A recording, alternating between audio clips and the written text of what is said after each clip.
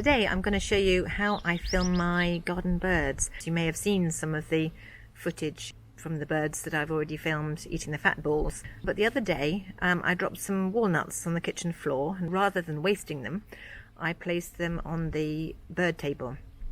But within minutes they'd gone, and so I wondered, what was it, a squirrel, a pigeon?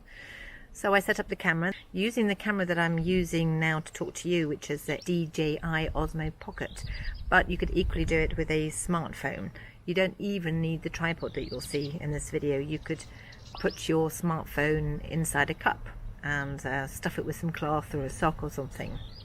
So don't let not having a tripod stop you from getting some great footage. And basically you leave the camera there, come back, and you see who has been eating your walnuts.